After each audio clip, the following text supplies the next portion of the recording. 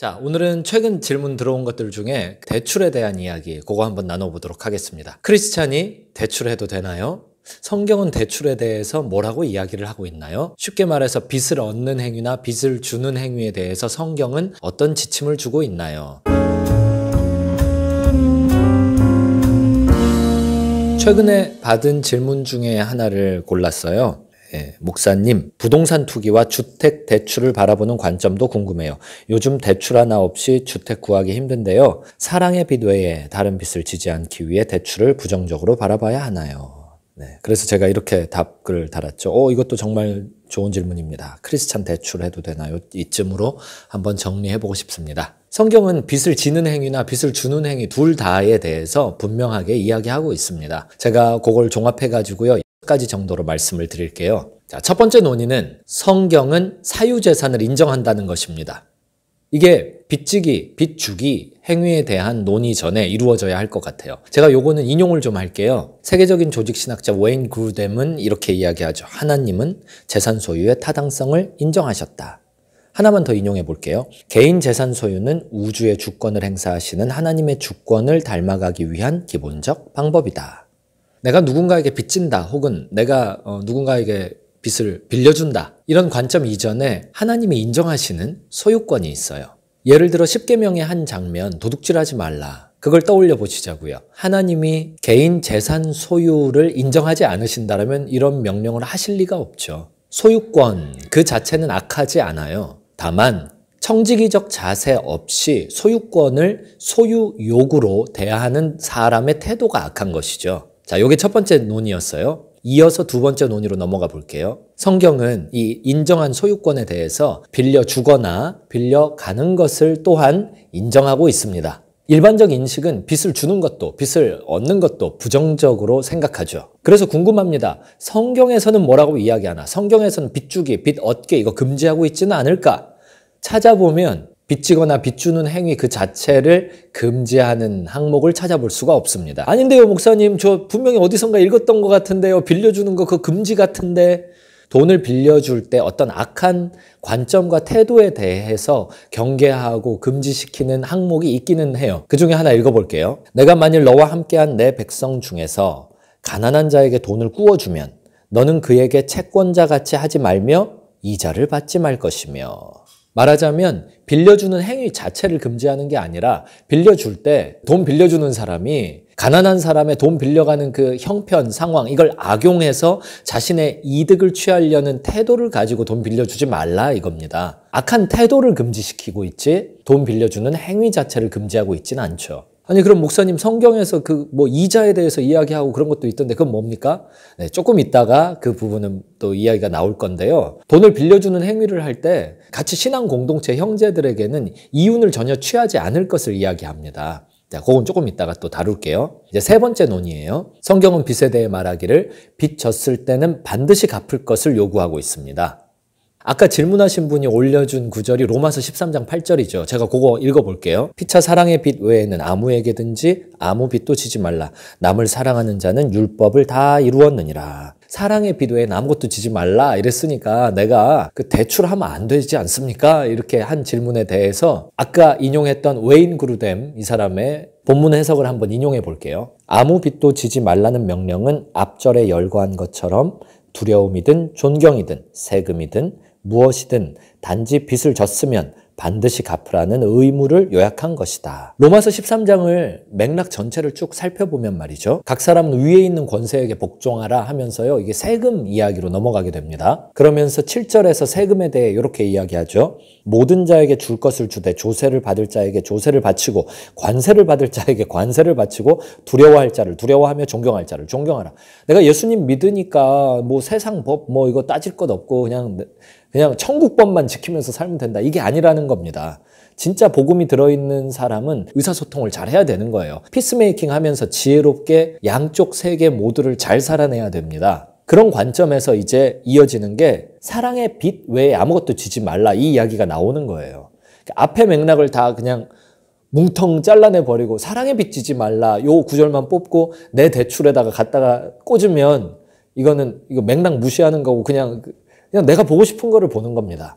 낼 걸 내라 그 말이에요. 1세기 로마가 지배하는 이 이스라엘 전역의 중동 사회와 이 문화 속에서 로마가 요구하는 세법을 지키는 것이 이게 하나님 앞에 옳으냐 그르냐 이런 논의는 계속 있었어요. 그 가운데서 복음을 지닌 크리스찬들은 어떤 요구를 받았냐면 빚지지 마라. 낼 걸 내라. 내가 원치 않은 빚. 사회 제도가 나한테 강압하는 빚. 그것조차도 꼭 갚아라. 이 맥락이 있는 것이죠. 네 번째 논의는 빚을 갚기 전까지는 빚진 사람은 빚 준 사람의 노예가 아니라는 거예요. 빚지지 마라. 꼭 빚을 갚아라. 이렇게 성경이 얘기한다면 야 나는 빚지면 어떡하지? 나 빚지면 빚을 꼭 갚아야 되잖아. 나 저기 빚 준 사람한테 되게 좀 마음 불편한데 어려운데 이럴 필요가 없다라는 겁니다. 요거 세 가지로 말씀드릴게요. 이자는 정당하다. 이자는 합리적이어야 한다. 그리고 빚진 자는 저당권자의 노예가 아니다. 먼저 첫 번째 이자에 대해서 이야기를 해봅시다. 신명기 23장 19절로 20절 내가 형제에게 꾸어주거든 이자를 받지 말지니 곧 돈의 이자, 식물의 이자, 이자를 낼 만한 모든 것의 이자를 받지 말 것이라. 타국인에게 내가 꾸어주면 이자를 받아도 되거니와 내 형제에게 꾸어주거든 이자를 받지 말라. 그리하면 하나님 여호와께서 내가 들어가서 차지할 땅에서 내 손으로 하는 범사에 복을 내리시리라. 여기 보면 돈을 빌려줄 때 타국인에게는 이자를 받아라. 근데 형제들에게는 받지 마라. 이 이야기를 하고 있잖아요. 빚을 얻을 때 이자를 어떤 수준으로 이거를 다룰 건지 이거는 신뢰가 결정하는 문제예요. 빚을 얻을 때 내는 이자는 말하자면 돈의 소유권을 이렇게 가지고 오는 게 아니라 사용료를 내는 거예요. 정당한 계약입니다. 이자의 수준은 신뢰도가 결정할 문제이고요. 그리고 당사자들 간의 합의, 계약 안에서 결정될 내용이죠. 이렇게 이야기하면은 야 이자가 이거 돈 빌리는 사람에겐 되게 불리한 거 아닙니까? 나는 돈이 필요한데 저 사람은 돈을 빌려줄 돈을 갖고 있다면은 저 사람이 더 높은 위치에 있고 나는 낮은 위치에 있는 거 아닙니까? 나 불리한 거 아닙니까? 자, 이런 질문도 가능하겠죠? 성경이 이 부분을 다루고 있습니다. 이자는 합리적이어야 합니다. 이자를 받으려고 돈을 꾸어주지 아니하며 뇌물을 받고 무죄한 자를 해하지 아니하는 자이니 이런 일을 행하는 자는 영원히 흔들리지 아니하리이다. 하나 더 읽어볼게요. 너는 그에게 이자를 위하여 돈을 꾸어주지 말고 이익을 위하여 내 양식을 꾸어주지 말라. 성경은 빚 주는 자의 태도에 대해서 계속 이야기해요. 요거는 참 여담인데요. 흥미로워요. 성경이 이거 빚을 얻는 사람의 태도에 대해서는 별로 이야기 안 하는데 빚을 주는 사람의 태도에 대해서는 계속 이야기합니다.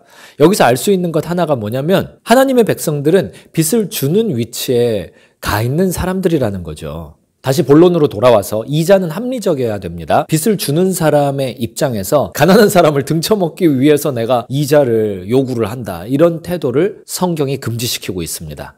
이자에 대한 이야기 하나 더 할게요. 그렇다면요, 목사님, 그 저당 잡히는 건 뭡니까? 요 저당 잡히는 문제는요, 신뢰에 관한 거예요. 신뢰. 빚을 얻을 때 저당 잡혀야 되는 수준, 그걸 쳐다보면요, 내가 사회적으로 어느 정도 수준의 신뢰도를 쌓아왔는지를 알 수가 있어요. 그걸 쳐다보면은 어떻게 하면 나는 이 사회에서 신뢰도를 높일 수 있을까? 이런 생각이 가능해져요. 그리고 이걸 출발점 삼아서 앞으로 발전할 수 있는 기회가 생기죠. 그런데 예수님 안 믿는 사람, 성경 모르는 사람들은 뭔가 저당 잡혀서 빚을 얻어야 돼. 그러면 무슨 생각하냐면 거기서부터 후퇴할 생각을 합니다. 날 좀 봐봐. 나 아무것도 없잖아. 그러니까 나는 평생 빚지고 살 운명, 맨날 어디 가서 저당 잡혀야 될 운명인가 봐. 이런 잘못된 결정을 내리죠. 빚을 얻을 때 저당 잡히더라도 내가 신뢰가 되게 낮은 상태라서 뭔가 큰 저당을 잡히더라도 지급 기한이 도래할 때까지는 빚진 자가요, 빚 주는 자의 노예가 아니라는 사실이에요. 그러니까 저당권자의 노예가 아니에요.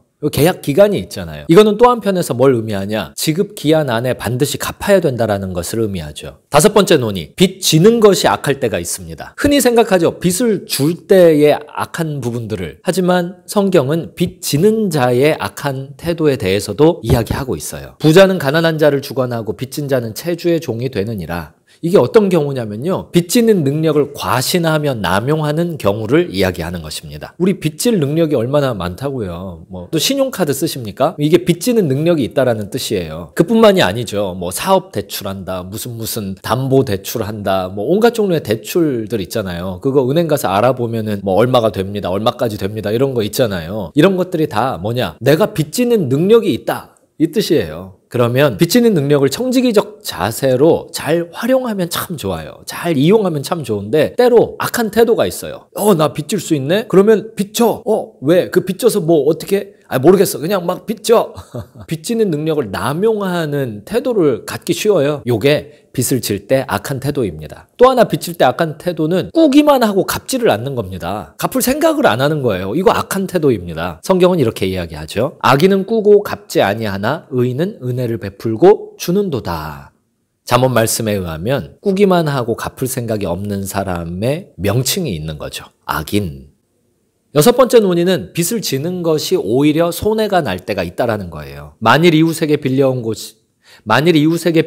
것이 그 임자가 함께 있지 아니할 때에 상하거나 죽으면 반드시 배상하려니와. 빌려온 사람은 지급 기한 안에 계약한 것을 돌려줘야 됩니다. 그런데 돌려주기 전에 이게 빌려온 게 잘못된 거예요. 이게 뭐가 잘못되면은 이 책임이 누구에게 있냐? 빌려준 사람에게 있냐?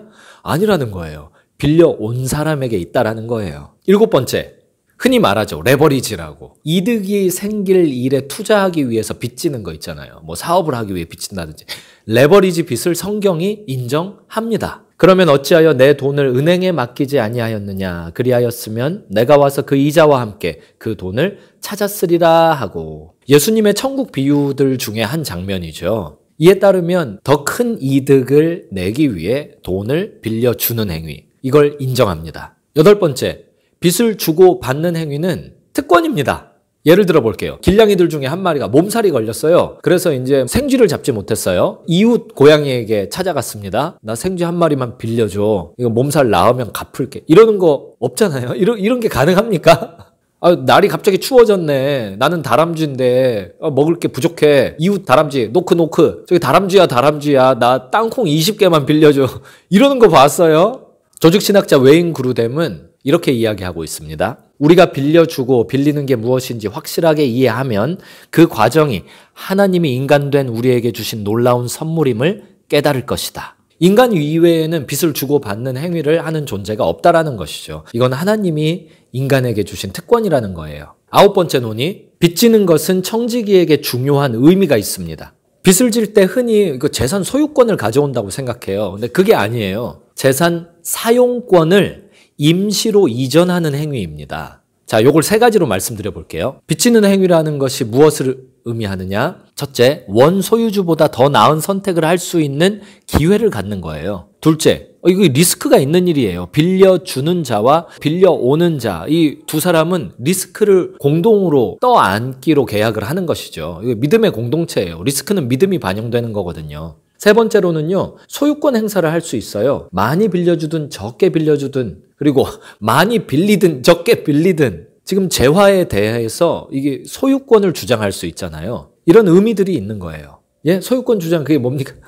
내가 청직이잖아요. 청직이. 그러니까 하나님이 맡겨주신 거 이거를 대신 관리하는 입장이잖아요. 그러니까 대신 관리하기 위해서는 내가 이걸 사용을 해서 이득을 남겨야 될 건데 사용을 할 때 내 것을 쥐고 사용할 수 있는 자유의지, 행사권이 있는 겁니다. 자, 열 번째, 제일 중요한 거예요. 당신은 빌리는 자가 아니라 빌려주는 자입니다.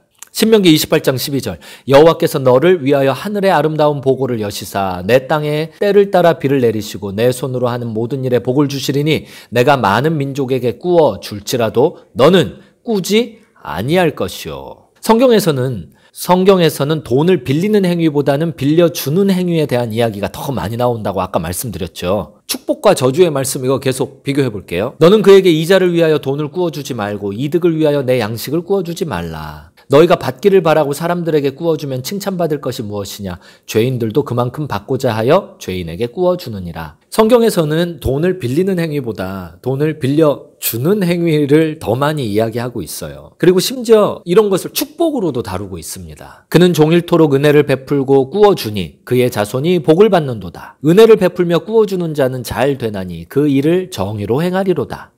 가난한 자를 불쌍히 여기는 것은 여호와께 꾸어드리는 것이니 그의 선행을 그에게 갚아주시리라. 한편 맨날 어디 가서 이렇게 돈 빌리고 이렇게 꾸어오는 일만 하는 사람에 대해서는요, 이게 저주의 결과로까지도 신명기에서는 이야기하고 있어요. 그는 내게 꾸어줄지라도 너는 그에게 꾸어주지 못하리니 그는 머리가 되고 너는 꼬리가 될 것이라.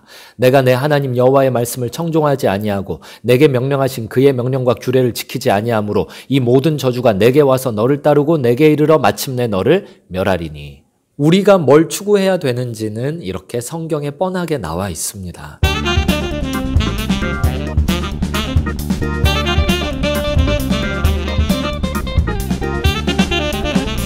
빚질 일이 생기셨어요? 그러면 이걸 기회 삼으셔서요, 하나님 앞에 나를 축복해달라고 기도하면서 예수 그리스도의 이름 붙들고 한번 생각의 변화를 꾀해 보시기를 추천드립니다. 생각이 바뀌어야 말이 바뀌고, 말이 바뀌어야 이 마음과 행동이 바뀝니다. 그렇게 되면은 주변 사람들의 반응이 바뀌게 되고, 그런 것들이 연결되어서 돈 만드는 일이 더 많아지게 됩니다. 크리스찬은 축복받은 존재입니다. 우리는 천국 금수저들입니다. 천국을 기업으로 받은 존재들이에요. 우리 안에 있는 예수님은 세상 어떤 죄와보다 크신 분이죠. 이미 최대의 부를 가진 우리들, 하나님 앞에 담대하고 당당하게 믿음으로 요구합시다.